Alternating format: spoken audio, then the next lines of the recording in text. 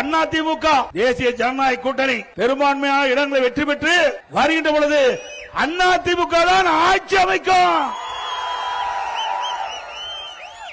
மீண்டும் சொல்கின்றேன், எங்க கூட்டணி வெற்றி பெற்று வந்தா அதிமுக தான் ஆட்சி அமைக்கும்.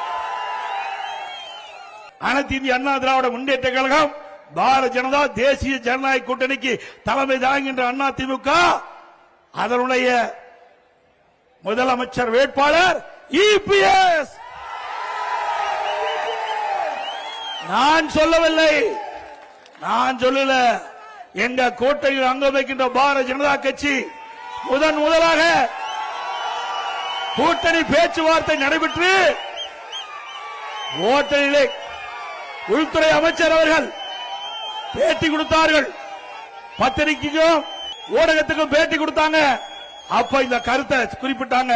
அந்த முதலாக பேட்டி குடிக்கின்ற பொழுது எங்க கூட்டணியுடைய நிலைப்பாட்டை தெளிவுபடுத்தியிருக்கிறோம். ஸ்டாலினால அதிமுக மீது எந்த குறையும் சொல்ல முடியல.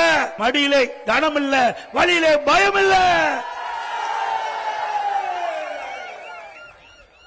அதனால எங்களை குறை சொல்ல முடியல. அதனால எடப்பாடி பழனிசாமி பாரதிய ஜனதாவுக்கு அடிமை. எடப்பாடி பழனிசாமி டெல்லிக்கு போறாரு. டெல்லிக்கு போனா உனக்கு என்னையா பயம்?